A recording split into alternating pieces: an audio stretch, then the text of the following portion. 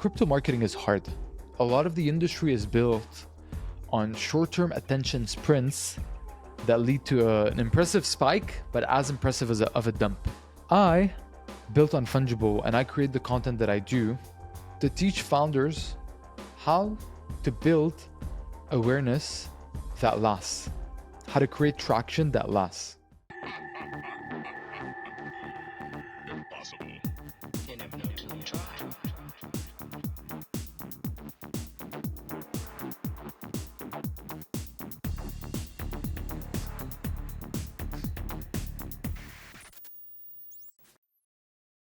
GM, Rian, it's great to have you, my man. How are you? Joachim, great to be here, my man. Excited for this. Excited as well. How was the conference season? I know you've been to Token 2049. Man, I've been to a lot of conferences. I I would know say you're this. not a fan of them. That's why I'm asking. I'm not a fan of conferences, but this Token 2049 event was, to be honest, life-changing. There was something that happened, a series of events that happened, a series of lessons that I learned that were, to be completely honest with you, life-changing.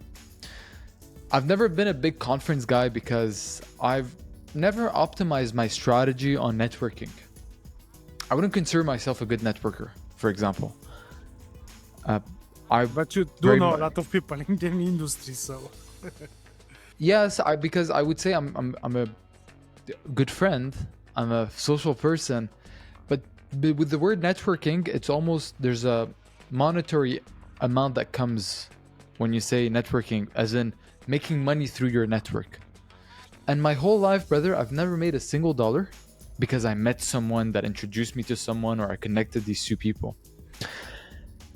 But this was a big paradigm shift for me when I was in Singapore. And I remember I was during Formula One, I was lucky to be invited to a certain section. And there, man, we were sitting on a round table. And there was a guy sitting there, bro, like blonde guy. No X account. No LinkedIn account. He wouldn't even give me his last name. Like, he's doxed. He's undoxed, I mean. And I asked him, what do you do? He looks at me, he's like, bro, you see these F1 cars that are passing right here? You see the OKX logo on them? I'm like, yes. You see this car right here? It has like the Kraken on it. And that car, it has the gate.io. I'm like, yeah. He was like, I'll help match crypto teams with F1 teams. So real world businesses. Real world businesses. But also, I asked him how. Like, how do you do it? Do you have like a marketing? Do you have a page? You know, my first thought process was like the founder funnel. And he told me, bro, my network. I just built a network. So then I started asking him questions. I'm like, okay, how do you monetize? And he was very open with me. He was telling me like he takes like 5 to 10% depending on the deal. And it created a paradigm shift that led me into a place where I wanted to, okay, how do I actually use this untapped part of business in a more productive way? Yeah. It makes total sense. I mean, city is such as a village that you would think only the ones that are city are in crypto, but everything is much bigger. The world is much bigger out there. Man, LinkedIn was spoken about a lot. A lot of people were talking about LinkedIn. Some companies only built off LinkedIn, by the way. Funny enough. Yeah. And some crypto companies still use a lot of emails, and they have the network built on emails. Yeah. Yeah. So it's a big world out there, but I focus a lot more on CT right now because it's easier to just master one platform at a time, and then I agree. master all of them. I agree with you. I want to know beyond, because I know a bit about you from your, let's call them vlogs. I know that you're from Canada and you are now staying into Dubai, and you already has an entrepreneurial mindset, but who were you exactly before crypto, and what first pulled you in? Yeah. Before crypto, so I'm Lebanese Canadian. I grew up in Lebanon, moved to Canada when I was 18 for the prospect of a better life. I ended up studying and graduating in engineering. And during my engineering studies, I started building internet communities. I found myself one day, man, I was in class. I learned something that I thought was interesting. So I was like, let me turn this into a post and try to start posting it on Instagram. So I started doing this, and very quickly, what I thought was interesting, a lot of people thought so too. So my page started to grow, and I very quickly grew into owning one of the biggest internet communities in the world around engineering and technology, which is what I studied. So this was an introduction to me to the world of community building. And I found myself falling in love with the whole community building industry. What brings people together? What makes people stick? What do cults look like? Having a common enemy, all the things that make a community, a strong community. And, you know, something happened, and 3 years after this, the community kept growing, but then I wasn't able to monetize it. You know, I'll tell you a story. I was just on a space and I shared that story, but it's a very valuable one. Back then, the communities that I had a little bit over 700,000 followers. I thought that I was king of the world. I thought I was invincible. And I thought I had figured it all out. You know, young, naive Leon, 20s, early 20s. So what I thought, I was like, okay, let me build a productivity notebook. So here, like a book that is a productivity notebook that I'm going to sell to my audience. And I was starting to do the math. I was like, if only 1% of my 700,000 audience buys my thing, I'm rich. So what happened? Yeah, it made sense. The math makes sense, but I wish the math masses, because I ended up placing an order of 2,000 agendas. And long story short, I wasn't able to sell a lot of them. I think I only sold like 20% of the supply. And the reason why is a lesson that I'll never forget in my life. I had over-optimized my strategy to getting followers and likes, but what I failed to do was build a depth in relationship with my audience. A lot of people knew me, but did they really know me? Did they really know who was the person behind this account? And it was a big wake-up call, man. Launching a product that I thought would be like a landslide, it not working.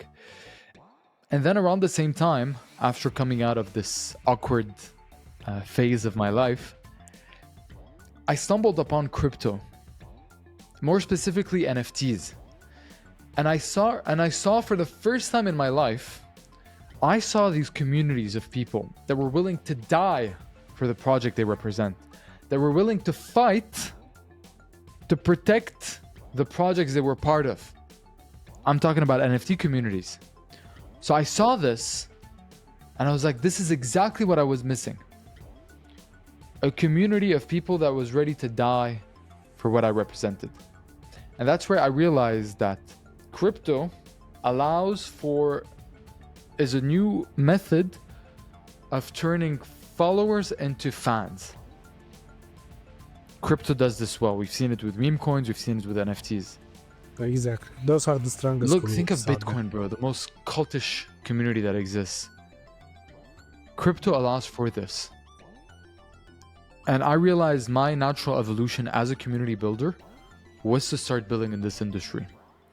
And the way I wanted to start doing so was by starting Unfungible, where we would help build next generation communities. When did you start building Unfungible? In what year? In the middle of 2022. So right in the bear market, when the bear market started. If you look at the Bitcoin chart, it goes up to like 60 and then it crashes all the way down and then it does another crash. We were like November 2021 and then whoop. There we go. And you don't look at this chart and you're like, good time to start. But we did, and I would attribute a lot of our staying power as to why we are where we are today. And you know, you're interviewing me, not someone else. Yeah, and it's great to have you here, Leon. Thank Would you, you man. say that Thank you. that was like the biggest professional rug that you faced when you did that community and you tried to sell and it didn't work out, or it was just a rookie mistake? It was definitely a mistake. It was definitely a series of bad decisions that led to this not working. The thing about business is that it is the least biased of all mechanisms that exist. Business is unemotional. You make money if you create something valuable. You create something valuable by having a series of good decisions in sequence. My series of bad decisions was not good. Maybe I sold the wrong product to the right community. Maybe I built the wrong community for the wrong product. There was a series of things. Perhaps today, if I were to go back in time, I would do things differently and maybe it'll work.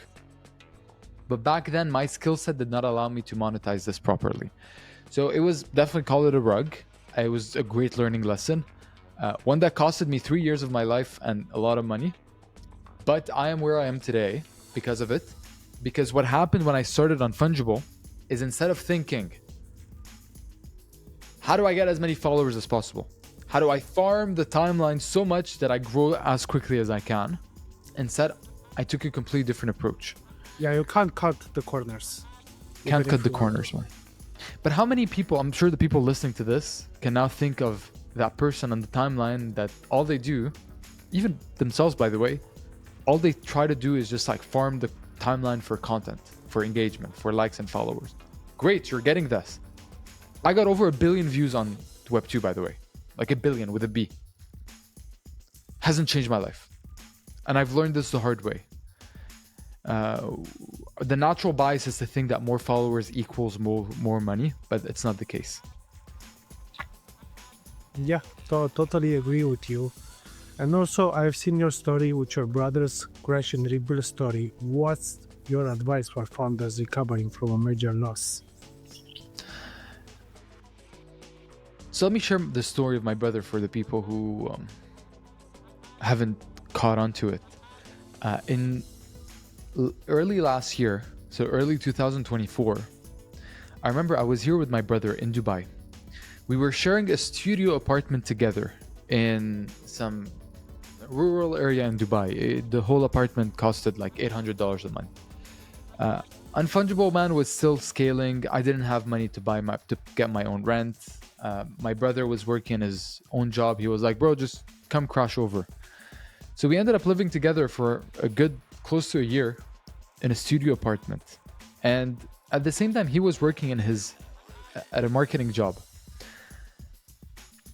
After living with me for a couple months and after bringing him into my group of friends, we managed to get him to quit his job. So he quit his job.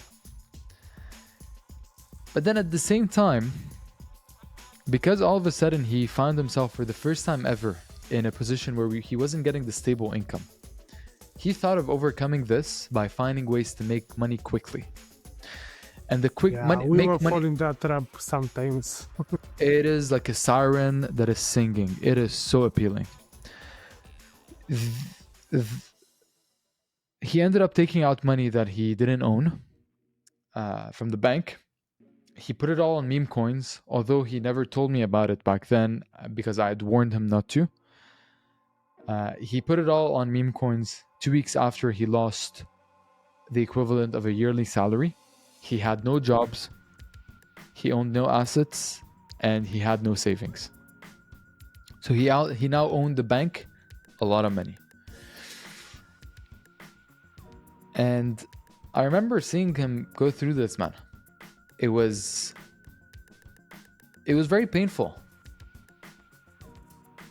It was a very couple dark days, bro, for him and for me. Yeah. You never want Because to you hear were your living brother. with him, you're seeing him every day, right? And you can feel when someone is hurting, especially Ramp. Bro, you never want to hear your brother as he's taking a shower being like, fuck! And like just hitting the wall with his fist. It's painful to see this as the older brother. But, life teaches you a lesson. And out of this, he ended up coming out a lot stronger. What this forced him to do is to learn the lesson that short-term money doesn't exist. It doesn't exist. It doesn't happen. You will not get rich in the casino. If it was easy, it would be overexploited by everyone, which means it would not work anymore. That's how the somebody system has works. to lose for somebody else to make money. Yes, So we're exactly. not all gonna make it. That's a lie. That's a crypto lie. Exactly, but everyone thinks there's an agenda. A lot of money is made telling you that you're gonna make money quickly. If you just deposit money on my platform and you hit that button, you're gonna 10x. In that desperation, my brother found strength. He found discipline. He found focus, and he decided to double down on the reason why he quit his job, which is actually to pursue his fitness entrepreneurial journey. He was starting to build an audience doing fitness content. And at first, man, he was making like $2,000. And then 3 months in, he started doing 5,000. And then 3 months after, it started going up to like 7,000. But then something clicked. 7-8 months after, he found something that works. Today, close to 16 months after this event happened, he currently has a business that makes over 100K per month. Wow, Yeah. that's one hell of a comeback. Yeah. And to be honest, my friends tell this to Khadi, my brother. He was not ready back then to make money. He was still too young and too naive. My friend would tell him, you were still a kid. You needed that. Sometimes bro, you just need to get punched in the teeth and have your teeth fall off for you to wake up. Like sometimes you need this. And that was this wake up call for him. And today, bro, I'm super proud of him. He's crushing it. If anything, I'm learning a lot from him because he cracked Web 2, like building a business in Web 2. He has a very smart business model. So big shout out to him. But my goal, why I shared this story is, don't find yourself having to learn this the hard way. The casino doesn't exist. The only path Only is the to house make- wins. Only the Or house.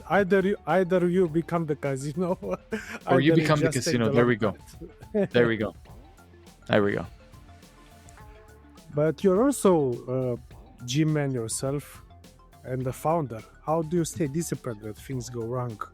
And how important it is to actually do sports in this industry that is 24/7 working day and night. So I've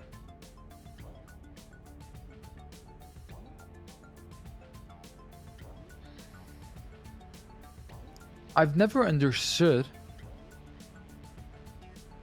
the concept of short-term sprints followed by rest periods.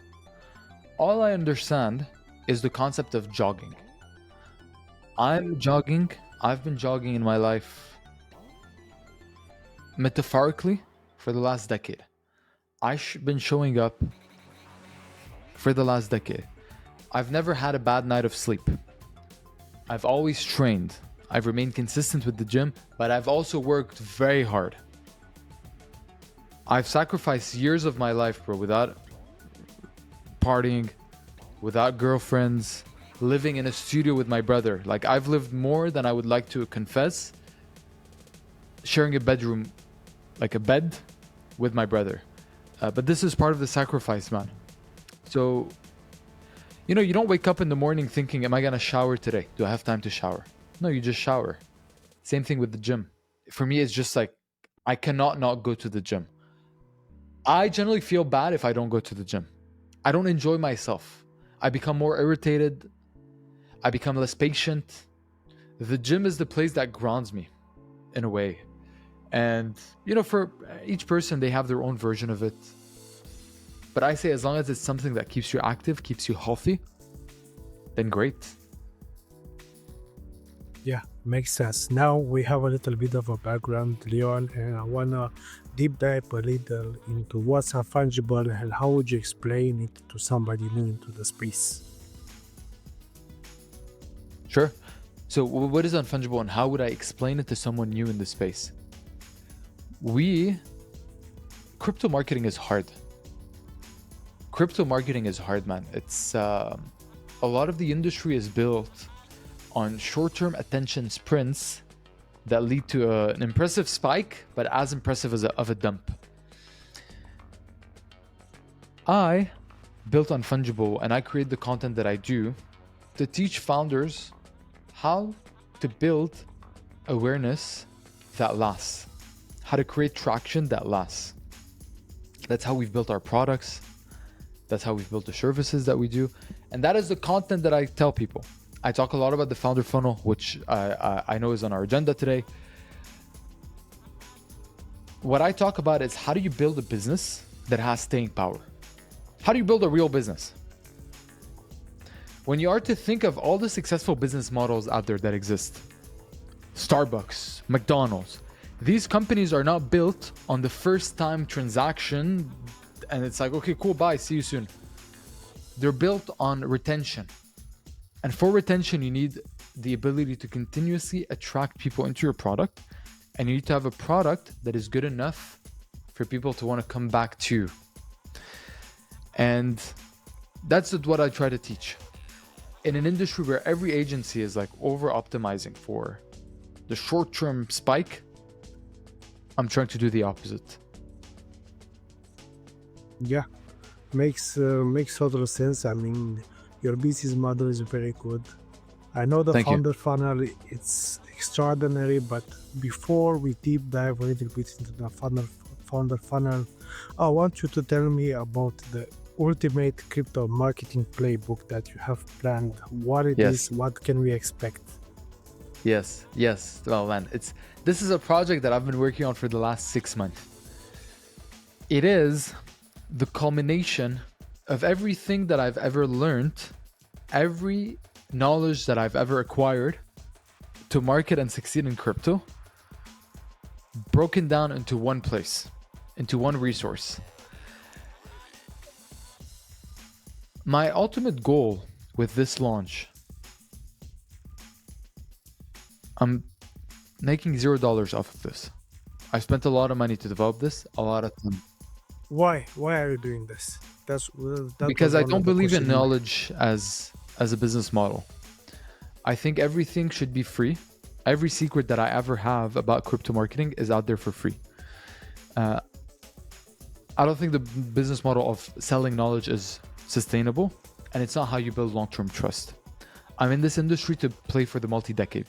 I generally love crypto, and I want to build a brand for the next 2 decades at least.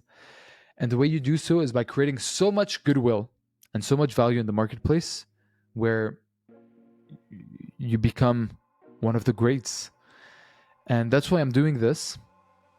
And fundamentally, the reason why, man, is I've been here long enough and I've spoken to enough founders to know that a big reason why most founders don't succeed, a big reason why most founders go broke, they go bankrupt, and they have their dreams shattered is not because they had the wrong strategy. It's not because they had the wrong product. It's oftentimes because they did not have the right guidance on how to launch to give their ideas a fighting chance. Most ideas out there don't even have a fighting chance because no one is seeing their ideas. I no longer want to make marketing a bottleneck in this industry because it's such a hard industry to market in, and all the secrets are gatekept behind the hands of a few people that have understood the game. I want to change this. Behind the shadow founders. Yes, exactly. The shadow founders behind 10 projects each. Marketing will never be a bottleneck again. Instead, it will be how good of an idea do you have. That's it. That will be the bottleneck starting October 22nd. So how is it gonna be? So it's gonna be a live stream I saw on Twitter and on YouTube, and then there's gonna be like a bunch of materials like books, PDFs. I can't say this exactly because we'll have to see after after the live because I know this will come out before October 22nd. But let's just say I will be releasing everything a founder needs to succeed in crypto. Okay. That's good to know that we're actually gonna have the ultimate playbook, and I'm really looking forward to read it. Because Everything needed. I already have a lot of knowledge from you watching your tweets daily, but it's never enough. Imagine one place where everything is condensed, but you can easily follow. Yeah, I mean that's the biggest issue in crypto, because everybody has this jargon and those blocks of text that nobody reads, and we wonder why nobody wants to join our gang. 100%. Let's talk a little bit about the Founders Funnel. I know you kind of rebranded it from founder marketing, and you gave it a little spin. What it is and how does it help people? Fundamentally, the founder funnel is how do you become valuable enough where you can start attracting people and that you can start making people come to you. When I started Unfungible in 2022, I opened the website, and then I was faced with the existential challenge of how do I market this thing now? What do I do? So I tried to reach out to a couple influencers to see if they would want to speak about Unfungible. I was so small that no one even answered me. I had an X account with like 10 followers. I was a nobody. I was a nobody, bro. I started in the bear market as a nobody. Yeah, that's how I started too, so I understand you. That's how we all start. Yeah. So then I was like, okay, can I try to run ads? Because I come from a Web 2 ads background. But that wasn't working because that was banned. So then I realized the only way for me to do this is just to create content so good that my ideal customer profile would just come to me and inquire of what I do. And that is the premise of the founder funnel. How do you become so valuable that people will naturally want to come to you to learn from you and eventually buy from you? Basically attract rather than chase. Than cold outreach, rather than yes. Chase. Exactly.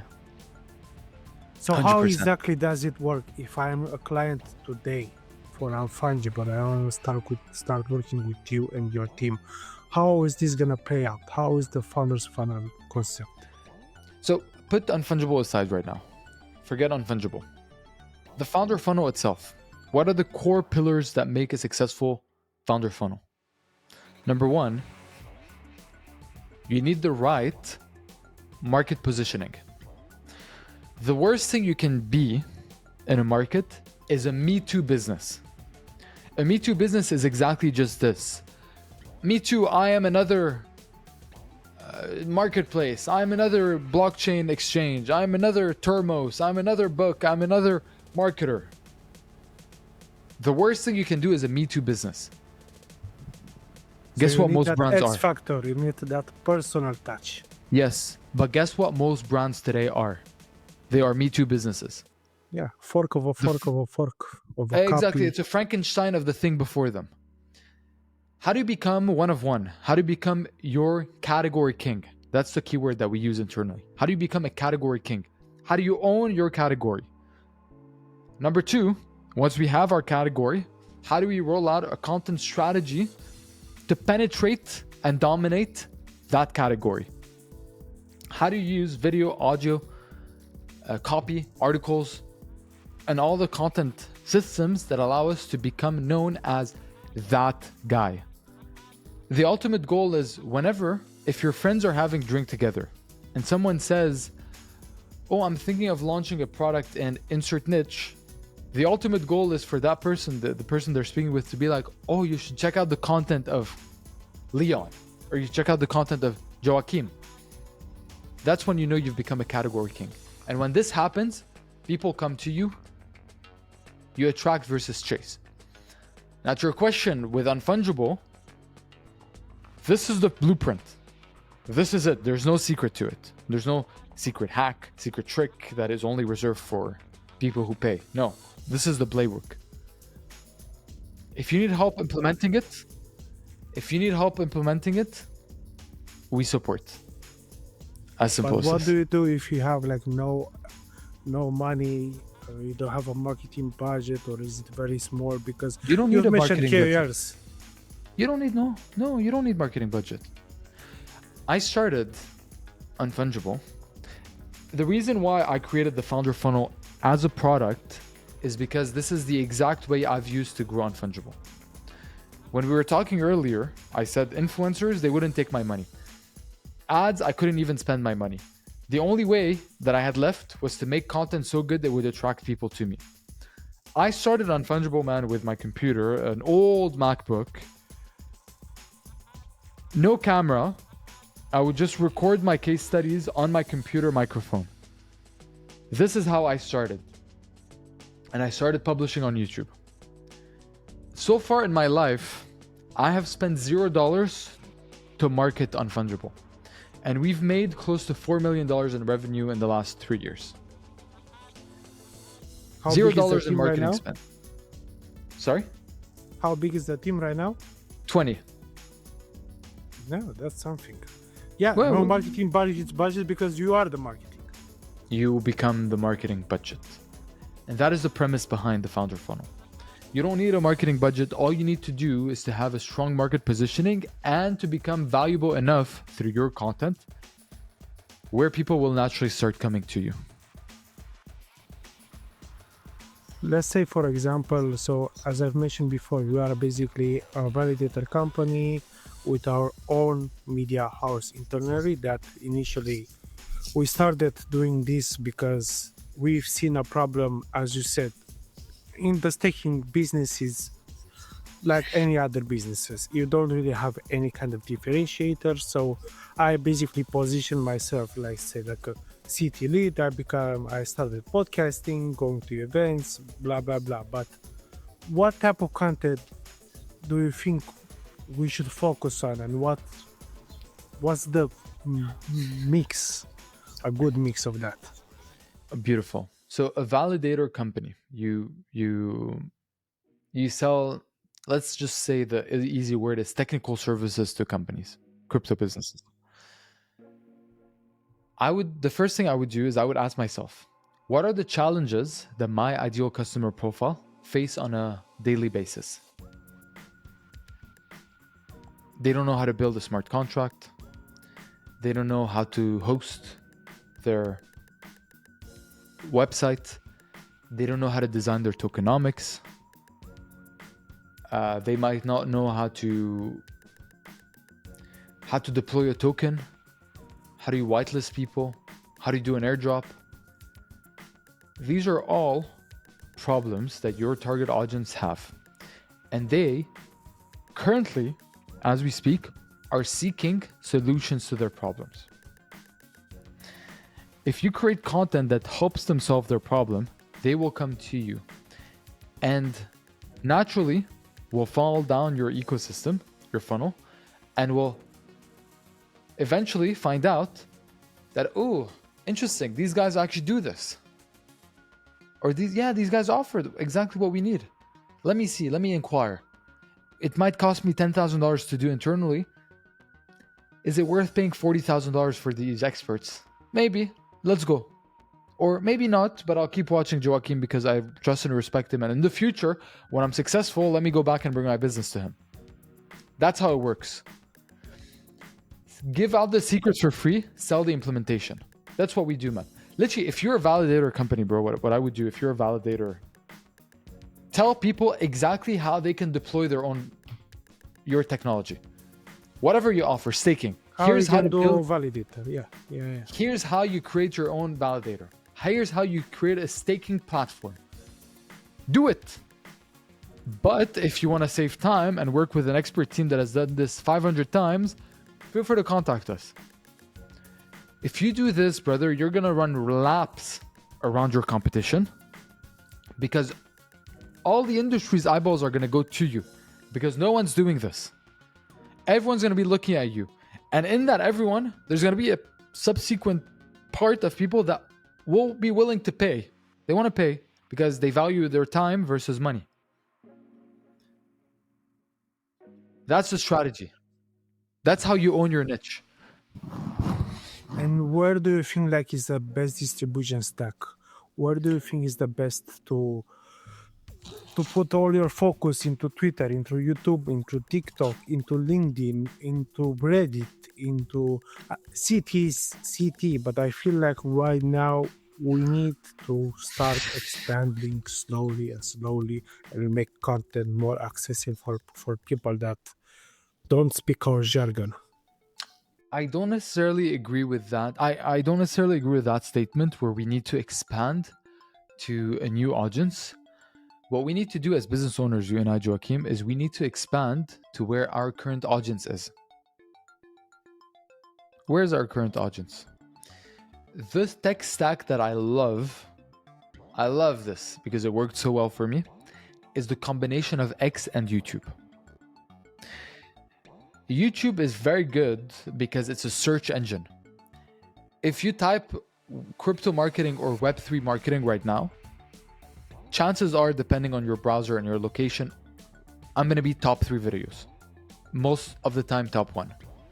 Whoever searches crypto marketing right now that is starting in the industry will see Leon up there.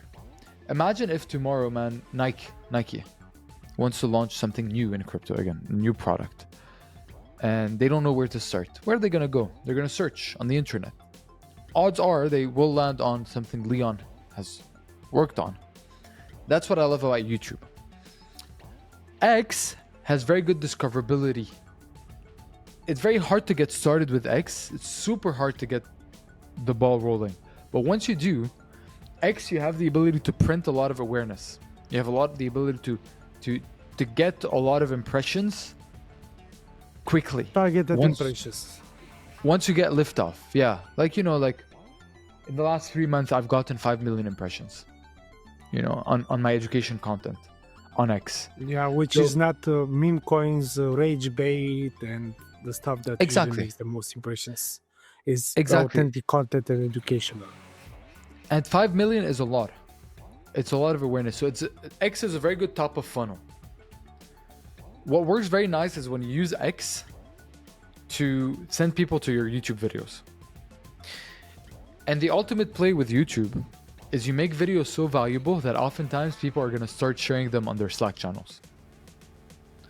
That's how I see YouTube. With YouTube, I think, how can I make content that people will want to copy and paste in their Telegram groups and in their Slack channels? That's how YouTube, because people will only share deep value pieces, and you can deliver deep value on long form more than you can in one tweet. Yeah, but you see what I mean? I know. I'm a big long form kind of content guy. I watch Joe Rogan. I watch like 3 hours of content. I recently started watching like 1 year maybe tops, but most of the guys right now want to have like TikTok, and they want like 30 seconds to have all the information, and they want that brain rot. So how do you balance, Again, I don't agree with this. I think this is a saying that was repeated so often that it has become reality. Our attention spans hasn't gotten lower. So we're just manipulated, basically. No. Our attention spans haven't gone lower. Instead, our baseline for what constitutes good content has gone up. The same person you're describing right now that you say they cannot sit on a 20-minute video, let alone a 30-second video, that same person is binge watching Game of Thrones for 7 episodes straight. Where did they get their retention? Where did they get now their attention span? The bar of quality content has gone up. Therefore, it takes more to retain people. That's the difference. And let me tell you something. I like that. And let me tell you something.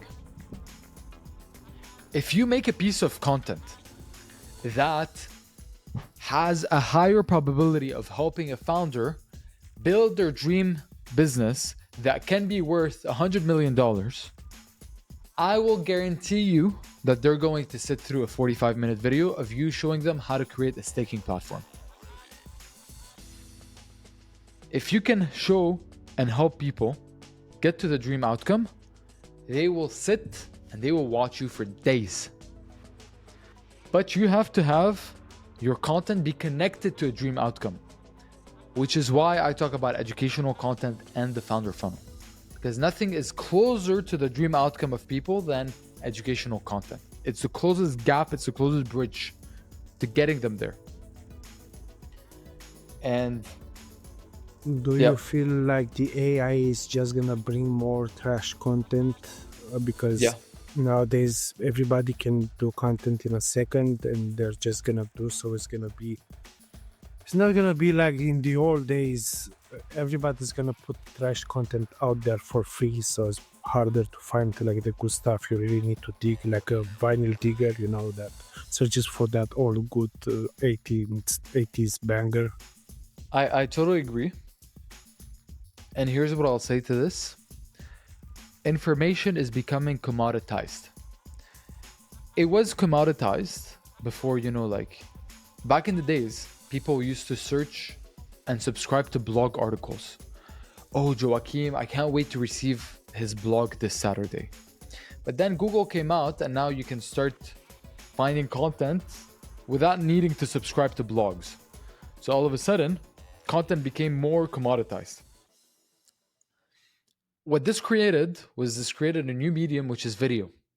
So now people started following video content creators because people were still, it's like, okay, I know I need to take vitamin B. But what does Joe Rogan say about taking vitamin B during COVID? Like, what is Joe Rogan saying? Or what is Andrew Huberman? What is his sleep routine? I know I have to sleep 8 hours, but how does Andrew Huberman do it? So we're moving into a world where the information is commoditized, but now we are seeking the footsteps of certain people. Okay, cool. Like all the news outlets. It's still a founder funnel, right? It's the founder funnel, exactly. All the news outlets are saying that gold just hit an all-time high. But what does my favorite geopolitical analyst has to say about this? How is he seeing this situation? And this AI will never be able to replace, because humans will always seek the opinions of other humans. We are herd species. We flock in herds. And we will always look for the guidance of the herd leader, which for us are the people we watch, the people we follow for certain categories of our lives. Or you become that person. Yes, that's a goal. You become that person. You become the tribe leader. I know you respect a lot Alex Hormozi. Do you think he shaped the way you think? He was like a mentor when you read his books? Of course, man. I have all his books here next to me. Of course, man. He played a very big role in the last 2 years of my business growth. I spent a lot of money with him, with acquisition.com, of course. And I would say in every season of my life, there's been 2 or 3 figures that have helped me go through it. When I was still starting with entrepreneurship. That's why Sam Ovens. Sam Ovens was a big one. Now he's, business partner with Hormozi with school. But there's always, these people that become household names in your life. And Hormozi is that for me, for sure. If I want to start today and read something from here, where should I start?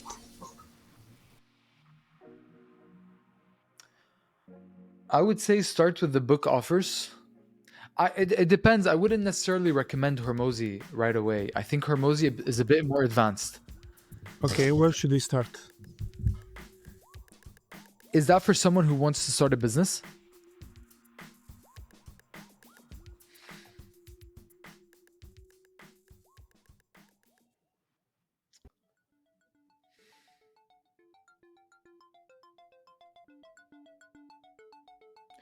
I would probably start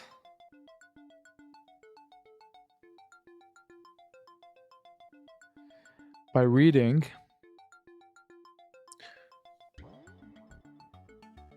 personal development books like Think and Grow Rich, because in the early days of business, you are your own bottleneck. You as a human are your own bottleneck. The reason why most first-time young entrepreneurs don't succeed is not because the competition is better or better funded. It's because these people, man, they have holes in the wheels that they're using to travel the journey. And the wheels that they have just can't get them there. They need new wheels. They need a new identity. They need a new way of thinking, a new paradigm, a new program that they're operating on. And I would start with, personal development books like How to Win Friends and Influence People. The Seven Habits of...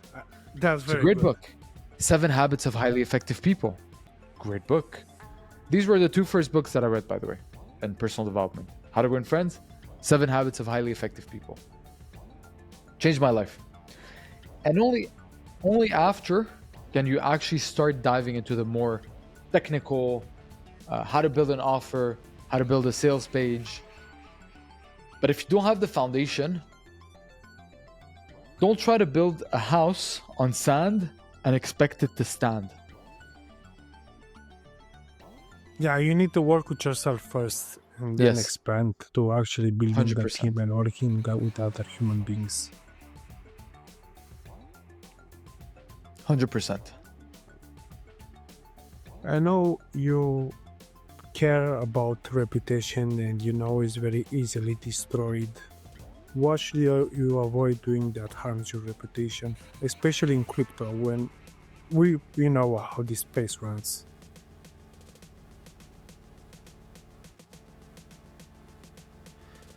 I would say, man, as long as you're doing good, they can't come after you.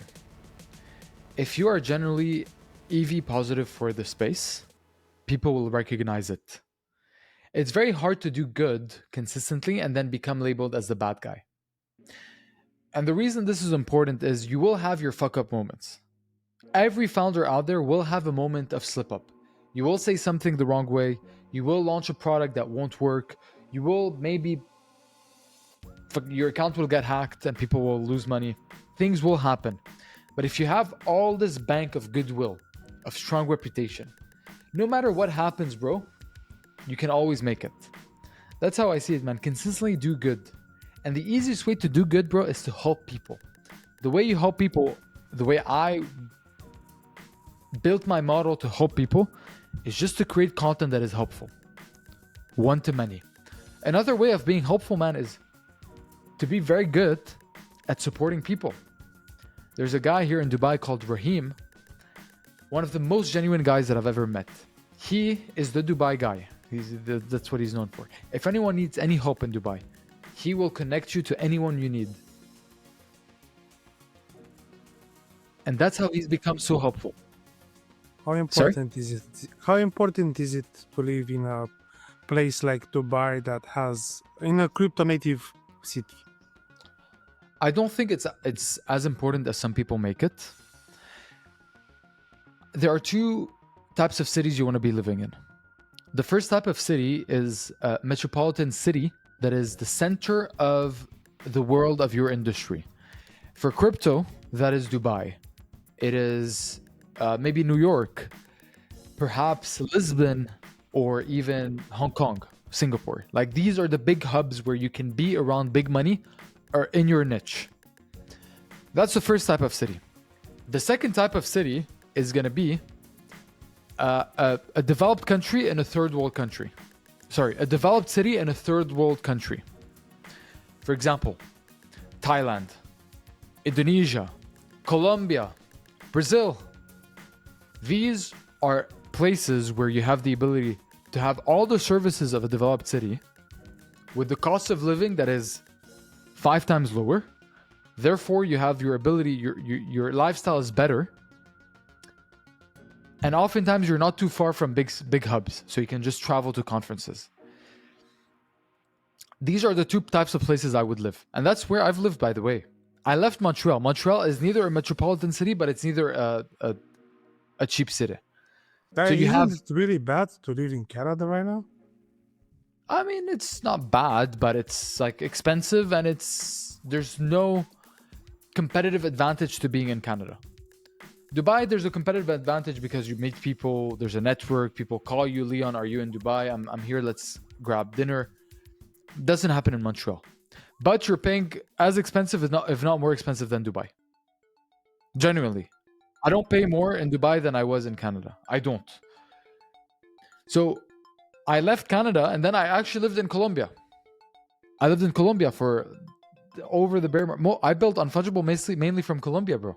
I don't think a lot of people know this. Yeah, in Medellin, Colombia. I learned Spanish there. I met my girlfriend there. Well, man, that's a dope ass cool story. Yeah. That's her. I built Unfungible, man, from a fucking WeWork in Colombia. I was paying $200 a month. From Pablo Escobar City. From Pablo Escobar City, man. I was living like a king, bro. If you ever see me leave Dubai, and Leon, where's Leon? He's probably in Colombia. I love this place.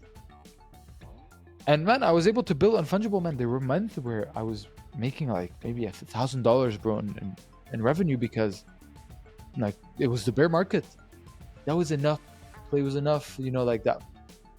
I would go to Colombia, stay a bit there, and then I would move back to my brother's apartment.